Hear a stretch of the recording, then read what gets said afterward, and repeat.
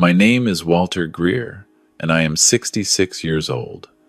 I spent 31 years as a police officer in Richmond, Virginia.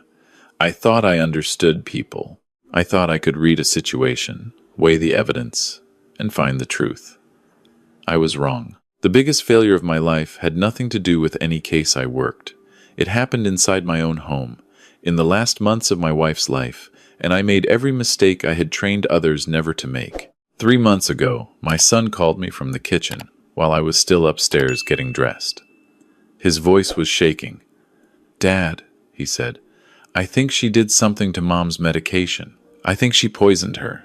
I walked downstairs, and I saw my wife lying in her recliner, still and gray, her mouth slightly open.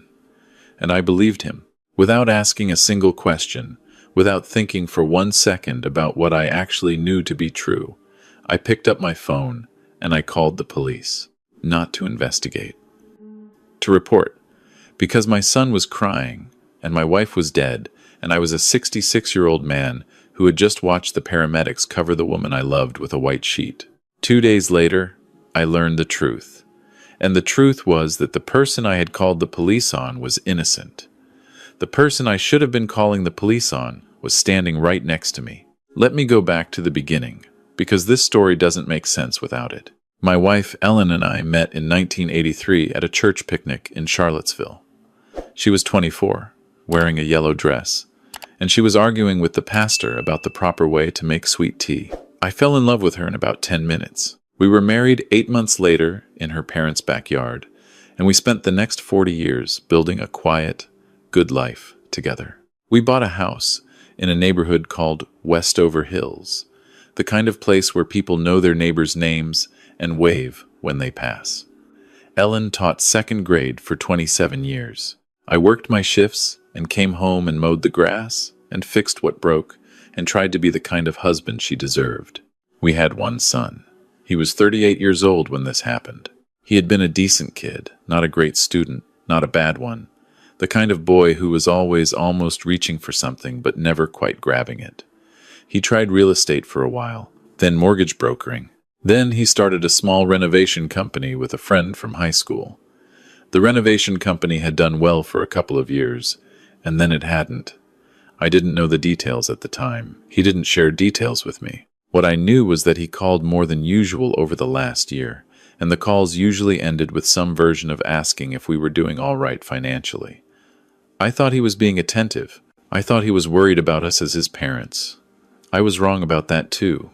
Ellen's Parkinson's diagnosis came 3 years ago. It started the way these things always start, small and easy to explain away.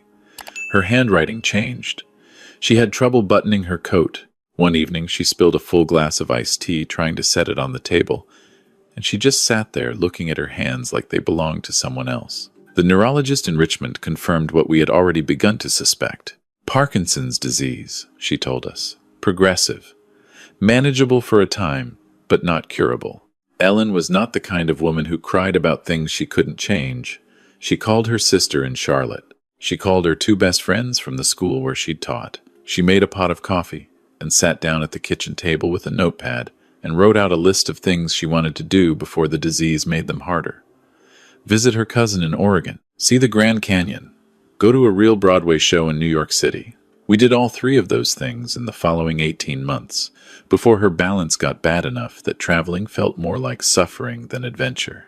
By last winter, Ellen needed more help than I could give her on my own. I was 66, and I had a bad left knee from a fall I took on the job 12 years ago. Ellen needed someone steady, someone patient, someone who could be there on the days when I had a physical therapy appointment or a doctor's visit of my own. My son suggested we look into home health aides, and he offered to help with the search. I appreciated that. I really did. Looking back, I can see what he was doing. But at the time, I was just a tired old man who needed help and was grateful when his son offered to give it. She came to us on a Tuesday in February. She was 31 years old, a nursing student at Virginia Commonwealth University finishing her final year. She had been doing home health work part-time since she was 24, and she had references that read like recommendations for a person who actually cared about what she was doing, not just someone filling in hours. She showed up at my door in her scrubs with a bag full of supplies and a calm, direct way of looking at you that I noticed right away. She shook my hand and said, "Mr. Greer, I've worked with Parkinson's patients before. Your wife is going to be in good hands." She had that quality that good nurses have, the ability to make a frightened person feel like the situation is manageable. Ellen liked her immediately. On the second day, I came downstairs and found the two of them at the kitchen table together. Ellen trying to teach her the correct way to make biscuits from scratch, laughing when the flour went everywhere. I stood in the doorway and felt something in my chest loosen for the first time in months. Ellen hadn't laughed like that in a long time. She came 4 days a week. She managed Ellen's medications carefully, kept a written log of everything: times, dosages, any unusual reactions or behavior. She helped Ellen with her exercises and her bathing and getting dressed on the mornings when tremors made those things difficult. She read to her. She watched old movies with her on the days when Ellen was too tired to do much else. On those afternoons, I would pass by the living room and see the two of them on the couch together, Ellen dozing with her head tilted toward her shoulder, and I would think, this woman is a blessing. My son started coming around more often in March. He said he wanted to help, wanted to spend time with his mother while she was still doing well enough to enjoy company. He would arrive in the afternoon, usually when she was there, and he would hover. He would ask her questions about Ellen's medication schedule. He would stand in the kitchen doorway watching, while she prepared Ellen's afternoon pills with a look on his face I couldn't quite name. I told myself he was protective. I told myself he was just worried about his mother. The first time he said something directly, it was a Thursday evening, maybe 6 weeks after she had started with us. Ellen had already gone to bed, and my son and I were sitting on the back porch with a couple of beers. He said, "Dad, I want to ask you something, and I need you to hear me out before you react."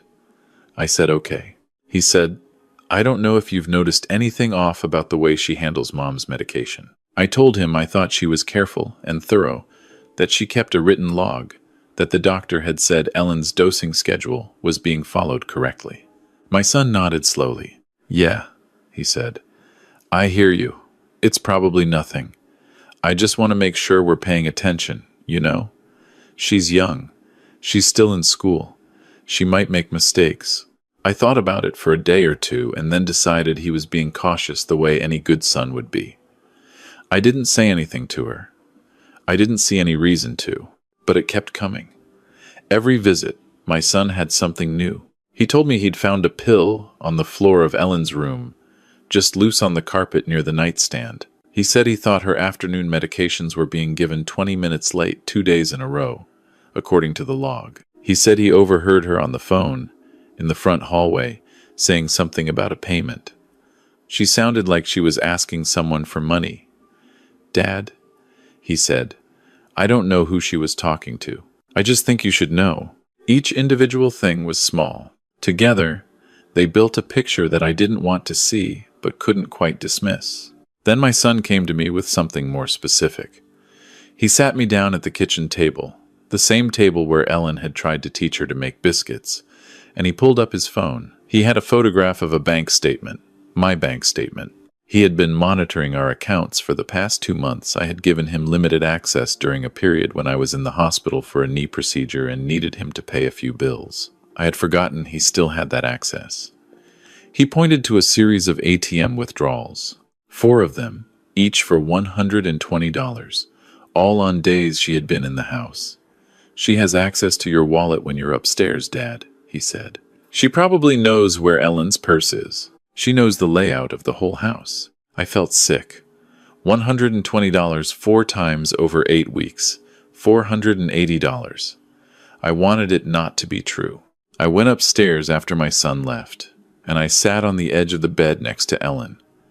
And I looked at her while she slept, and I tried to think clearly. A retired police officer should have asked himself the next logical question. Did the ATM withdrawals match the days she worked? Did I have the specific transaction times? Could I verify independently that those withdrawals happened at the time she would have been in the house? I didn't ask any of those questions. I didn't think like a cop. I thought like a frightened old man who had already been primed for 6 weeks to look at her with suspicion, and the conclusion my son had handed me felt like it fit. I let her go the following Monday. She came in for her regular shift, and I told her at the front door that I was going to be making a change, that my son was going to step in and help more directly going forward. She looked at me for a long moment, and she said, "Mr. Greer, if there's something you want to ask me, please just ask." I said there was nothing to ask, that I appreciated everything she had done, that I would send her final check by the end of the week. She didn't argue. She picked up her bag. She walked to the door. And then she stopped and turned around and she said, "Your wife is going to need someone watching her medications very carefully. The titration schedule the neurologist put her on last month is specific. Please make sure whoever takes over understands that." Then she left. My son moved in the following week. He slept in the guest room and he took over Ellen's daily care with an energy and attentiveness that I hadn't seen from him in years. He cooked. He managed Ellen's pills. He drove her to her twice-weekly appointments with her physical therapist. He sat with her in the evenings and watched her programs with her and let her tell him the same 3 stories from when he was little without ever once looking impatient. I was moved. I told myself that this illness had finally woken something up in him, that sometimes it takes a tragedy in a family to bring out what was always there but buried. I believed he had changed. Ellen died on a Thursday morning in April at 6:42, according to the paramedics who recorded the time. She had been alive when my son checked on her at 6:15, he said. She had seemed fine. He went downstairs to make her breakfast. When he came back up 25 minutes later, she was gone. The paramedics said it appeared to be cardiac arrest, not unusual for a Parkinson's patient with her degree of disease progression. The attending physician noted it as a natural death, consistent with her condition. My son was the one who said it might not be natural. He waited until the paramedics were gone and the house was quiet, and then he came and sat across from me in the living room, where I was just sitting with my hands on my knees, not knowing what to do with any part of myself. And he said, "Dad, I need to tell you something that I should have said before, but I didn't want to upset you." I looked at him. He said, "The week before she left, I saw her adjusting Mom's medication, not following the log, just on her own, changing the amounts. I didn't say anything because I thought maybe she was following new instructions from the doctor. But now I'm thinking, Dad, she was angry that you let her go. She was angry, and she knew Ellen's medications better than anyone. She knew exactly what would be too much." He didn't say her name. He let me fill in the blank, and I did. I called the detective I'd worked with for 12 years at the department, a man I'd trusted with my life on 3 separate occasions. I told him what my son had said. He took it seriously because of who I was, because I was a retired 31-year cop making a call, not a random grieving husband with a vague feeling. Ellen's body was held for a formal autopsy. Toxicology came back showing elevated levels of one of her cardiac medications, a drug that in high enough concentrations could cause arrhythmia and cardiac arrest. Her levels were approximately twice the therapeutic threshold. She was arrested that Friday afternoon. I heard about it from my son. He said she had denied everything. He said she had cried and said she would never have hurt Ellen. He said the detective told him they found a small pharmaceutical kit in her car, the kind of soft-sided bag she used to carry her supplies, and inside there was a partial bottle of the specific cardiac medication that had shown up elevated in Ellen's toxicology results. The bottle had Ellen's name on it. My son said he told the detective where to look. He said he had seen the bag in her car one afternoon when she was loading up to leave. I want to say that some part of me had doubts. I want to say that the cop in me asked the right questions at the right time. But I didn't. I told myself the evidence was there. Motive, she had been fired. Means, she had the medication. She understood the dosages. Opportunity, she had been in our house for 3 months and knew everything about how we lived. I told myself that sometimes the person you least expect is capable of the worst things. I told myself that 31 years on the force should have taught me that. What 31 years on the force actually should have taught me was that evidence can be planted, and that the person pointing you toward the evidence is almost always worth a second look. My neighbor across the street had installed a security system the previous summer after a rash of package thefts in the neighborhood. He was a retired electrician who had nothing but time and a strong opinion about property crime. His setup included a camera mounted above his garage that covered not just his driveway but most of the street in front of both our houses.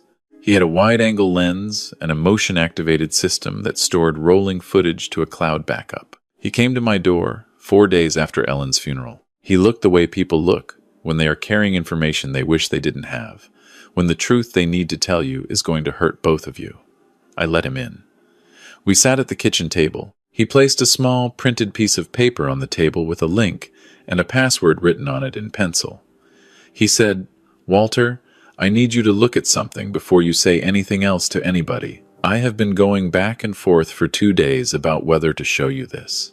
But I can't not show you. You were a cop. You understand what evidence is." He told me he had gone back through his security footage after hearing about Ellen's death. He wanted to see if there was anything unusual, any strangers near the house in the days before she passed. He didn't find any strangers. He found my son. I opened the footage on my laptop. The timestamp read 11:47 p.m. on the Wednesday night before Ellen died. The street was dark and quiet. My son's car, the dark blue Silverado he'd been driving for 3 years, was pulled up along the curb in front of my neighbor's house rather than in our driveway, not parked in the usual place. Parked where it might not be noticed by someone looking out the front windows. My son got out of the truck carrying something, a small, dark bag. He walked quickly along the side of my house toward the backyard. He was gone for 4 minutes and 18 seconds. He came back without the bag. I sat with that for a long time. Then my neighbor showed me the second clip. This one was from 3 weeks earlier, the afternoon of the last day she had worked at the house. The timestamp was 3:52 p.m. My son's truck was parked in our driveway. The footage showed her walking out my front door with her supply bag and her coat over her arm, walking to her car parked at the curb. She put her coat and bag in the back seat. Then she walked around to the driver's side and got in. 14 seconds later, my son came out the front door. He stood on the porch and watched her car pull away. Then he walked to the curb, looked both ways down the street, and opened the rear door of her car. Her car, she had left it unlocked. He was inside for less than 20 seconds. Then he closed the door and walked back into the house. I had to stop the video. I put my face in my hands. My neighbor sat quietly across from me and did not say a word. I knew what I was seeing. A retired police officer with 31 years of experience knew exactly what he was seeing. My son had placed the medication bottle in her bag on the day she left. Not because she had stolen it, because he had it. Because he had been the one handling Ellen's medications for 3 weeks by that point, and he had kept a bottle aside, a bottle with her name on it from the prescription she had last filled, and he had put it in her car to be found. And on the night before Ellen died, he had come home after midnight and hidden something in the backyard. The bag, I found out later, contained the crushed residue of pills. He had walked into Ellen's room after midnight while I was asleep down the hall. He had given her an injection she never knew she was receiving. In the morning, he had gone back in to check on her and confirmed she was gone. And then he had called me. I called the detective, not to add to the case against her, to pull it apart. I told him what I had seen on the footage. I told him I needed every piece of their evidence re-examined. I told him I needed someone to look at my son's financial records, at his access to my bank accounts, at his access to Ellen's medication supplies during the 3 weeks he had been living in my house. What they found was not a surprise. It was a confirmation of everything I already knew and had refused to let myself see. My son owed $340,000. His renovation business had not just faltered, it had collapsed spectacularly, with lawsuits from 2 contractors and a lien filed against him by a materials supplier in Fredericksburg. He had borrowed against a personal line of credit. He had maxed 2 credit cards. He had taken out a loan from a private lender at terms I don't want to put into this account because they are the kind of terms that exist outside the edges of what the law allows. He had been paying that lender in small, irregular amounts for 8 months. He needed a large sum of money quickly. He needed it before the renovation business lawsuits produced a judgment. He knew our house was paid off. He knew Ellen's life insurance policy. He knew that as our only child, with Ellen's death and my expected estate, he stood to receive everything. The ATM withdrawals he had shown me from the bank statement, 4 of them, $120 each, had been made by him. He had standing access to the account from the period of my knee surgery. He had withdrawn the money himself on the days she worked, intentionally coinciding the timing, so that when he presented it to me as evidence, the dates would appear to match. She had never touched our money. She had never taken a single cent. He was arrested at my house on a Tuesday morning. I was there. I wanted to be there because I felt I owed it to Ellen to witness it, and I felt I owed it to myself to see what I had been living next to for weeks without knowing. The detective and 2 officers came to the door, and I opened it and stood back. My son came downstairs in jeans and a t-shirt, still holding a coffee mug, and his face went through several different expressions very quickly before it settled into something flat and still. He looked at the detective, and then he looked at me. I want to be honest about what happened next, because I think it is the most important part of this story. My son did not fall apart. He did not cry or beg. He looked at me and he said, "I did what I had to do, Dad. You were going to spend everything keeping her alive. The house, the savings, the insurance, all of it was going to go into a machine that was just going to grind her down slower. I was protecting what you built." I want you to understand that he said this to me calmly. He said it the way a person says something they have rehearsed or something they have decided they believe. He said it while his mother had been dead for 11 days. He said it while an innocent woman was sitting in a holding facility waiting for charges that had been built on evidence he had manufactured. The detective said, "That's enough," and they took him out. I sat down on the bottom stair in my own hallway, and I stayed there for a long time. She had been released the previous evening once the detective began the process of pulling the case apart. But released is not the same as cleared. Released means you walk out of a holding facility with whatever was in your pockets when they brought you in, and you go back to a life that has been picked up and shaken while everyone watched. Her name had been in the local news. Her university had suspended her clinical placement pending the investigation. Her supervising professor had sent a letter to the nursing program. The family she lived with, she rented a room from an older couple in the North Side neighborhood, had asked her to move out after seeing her picture in the paper. She had spent 5 days in a holding facility for a crime that my son had designed, that I had reported, and that I had never once questioned. I found her address through the detective, who gave it to me because he understood what I needed to do and because he had enough years on the job to know when a man needed to face something directly rather than through letters and lawyers. She was staying with a friend. I drove there on a Thursday afternoon in late April with the kind of clarity that comes after you have cried until you run out of it and what is left is just the plain, hard shape of what you did. Her friend answered the door and looked at me the way people look at someone who has done a thing they cannot undo. I asked to speak with her. There was a long pause. Then she came to the door. She looked tired in a way that sleep doesn't fix. She looked at me and she didn't say anything. I said, "I know I don't have the right to be here. I know I don't have the right to ask you for anything. But I need to say this to your face." She crossed her arms and waited. I told her I was sorry. I told her that what I had done, enabling a false accusation against her by never once asking a single verifiable question, by choosing my son's word over everything I actually knew about her, was a failure I would carry for whatever years I had left. I told her that I had spent 31 years training myself to follow evidence, and I had thrown all of it aside the moment the accusation came from someone who shared my blood. I told her that the fact that my son had deceived me did not excuse what I had done. I was the one who had called the police. I was the one who had told them it was possible. I had stood in my hallway and said, "Yes, I believe this young woman may have killed my wife," and the words had come out of me without a single second of the skepticism I had trained into myself as a professional obligation for 3 decades. She listened. When I stopped talking, she was quiet for a moment. Then she said, "I told Ellen things were getting complicated. I told her the medication adjustments needed a second sign-off. She told me her son meant well, that he was just worried." She paused. "I should have pushed harder." I should have documented more formally. I keep going back to what I could have done differently. I started to say that none of it was her fault. She held up her hand and said, I know that. I'm not saying it was.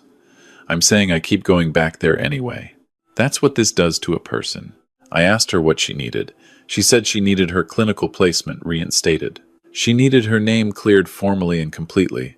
Not just charges dropped, but a public statement from the department and from the university. She needed to be able to finish her final year and sit for her boards without this following her into every room for the rest of her working life. She said, I wanted to be a nurse since I was 12 years old. I have been working toward this for 9 years. Your son tried to take that from me, and you let him get started on it before anyone asked a single question. I said, tell me what it costs. Tell me what you need and I will do it. She looked at me for a long time. I don't want your money, she said. I want my career back. I want my reputation back. Those are not things you can buy. I said I understood and that I wasn't trying to buy anything. I was asking how I could help put back what had been knocked down. There was a difference. She was quiet again. Then she said, come to the university with me. Sit in front of the nursing program director and tell them exactly what happened. Not through a lawyer's letter. You, in person. I said I would be there whenever she asked. I was there the following week. I sat in the program director's office and I gave a statement that left nothing out. I described every step of my son's campaign against her. I described the manufactured evidence, the timed ATM withdrawals, the medication bottle placed in her car. I described the security footage. I told them that she had documented everything correctly throughout her entire time in my home.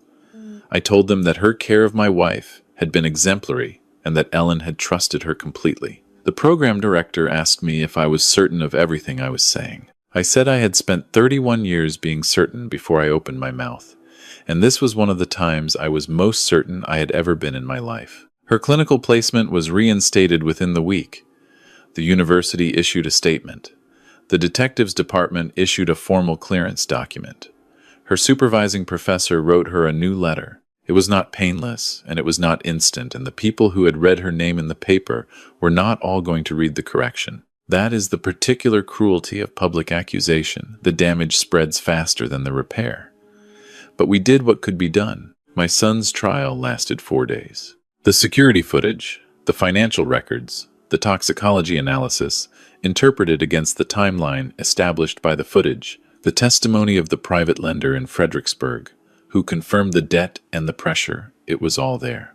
The jury deliberated for less than 6 hours. Second-degree murder, elder financial abuse, evidence, tampering, obstruction of justice. The judge sentenced him to 22 years. He is incarcerated at a facility in Central Virginia. He has not written to me, and I have not written to him. I don't know what I would say. I'm not sure I have anything left to say to him that wouldn't just be the same question repeated in different words. How? When did this begin? Was it always in you? Did I know you at all? And I don't think he would answer honestly, even if I asked. I sold the house in Westover Hills. I could not go on living in it. Every room had a memory in it that I needed to be able to touch without the other thing pressing in behind it. I sold it in June, and I moved to a smaller place in the Short Pump area, a one-bedroom apartment that is easy to maintain and quiet and doesn't ask anything of me that I can't give. I took a portion of what I received from the house sale, and I set aside an amount specifically for her. I put it in a formal escrow through an attorney because she had said she didn't want my money, and I needed to respect that, while also making sure the option existed when her feelings shifted, if they ever did.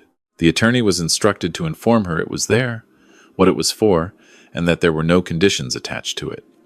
She could use it for her remaining tuition and board. She could use it for something else entirely. She could decline it.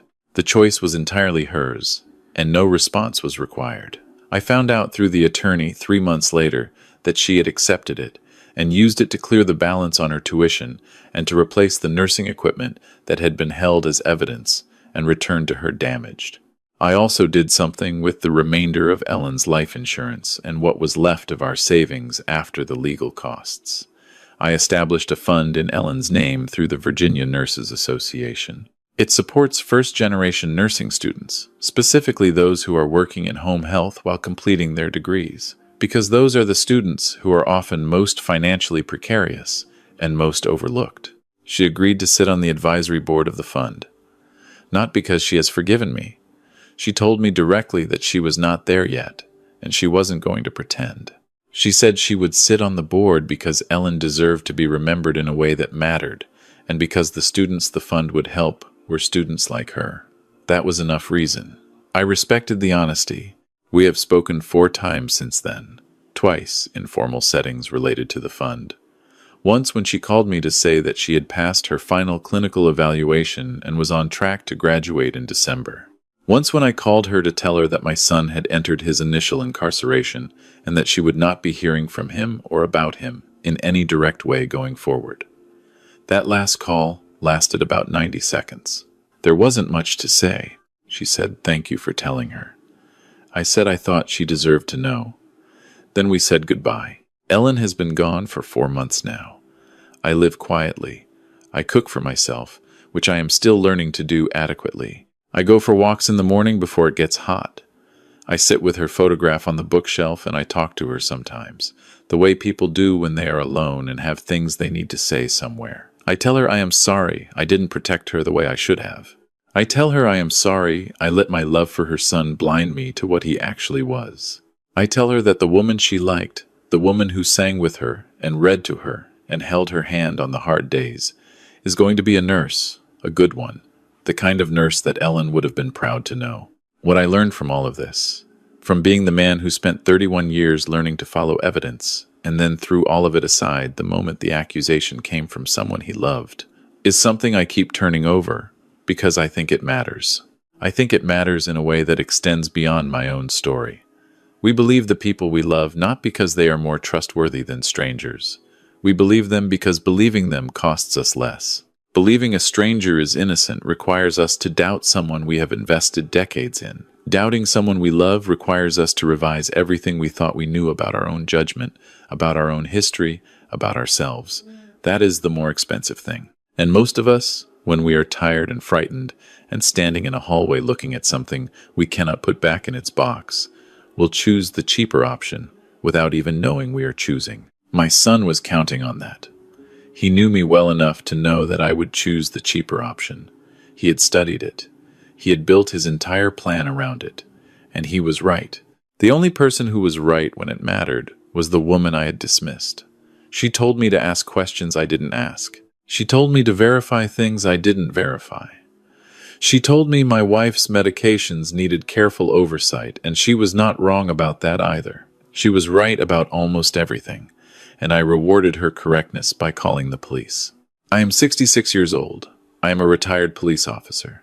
I live alone in an apartment in Short Pump, Virginia, and I am learning how to make a decent pot of soup. My wife is gone, and my son is incarcerated, and the woman who took care of Ellen in the last months of her life is going to graduate from nursing school in December, and I am going to be there, if she'll allow it, to see it. I don't know if that counts for anything. I don't know if anything I do from here counts for anything in the way that might feel complete or redemptive. But I know that Margaret Ellen, I keep calling her Margaret in my head because of the way she used to say my name when she was trying to get my attention and I was being stubborn, which was often. I know that Ellen would have wanted the truth to be told. She always wanted the truth told. 27 years in second grade will do that to a person. She did not have patience for dishonesty in any form, not from 8-year-olds, and not from anyone else. So, this is me telling the truth. This is my account. This is what happened in my house, and what I failed to do, and what I owe, and what I cannot give back, no matter how many funds I establish, or how many statements I sit in front of committees to make. If you have someone in your life who is doing good work, and doing it honestly, and someone else comes to you with a story about why you should not trust them, I want you to do the one thing I did not do. I want you to ask a question, just one question. Ask for something that can be verified, not because the person you love is necessarily lying, but because the truth doesn't ask you to skip that step. The truth holds up to questions. The truth doesn't need you to look away. Only a lie requires your blind faith to survive. I learned that from 31 years of police work. I just forgot it when I needed it most. If you've ever had to face the truth about someone you thought you knew, tell me about it in the comments. And tell me where you're watching from. I'd like to know.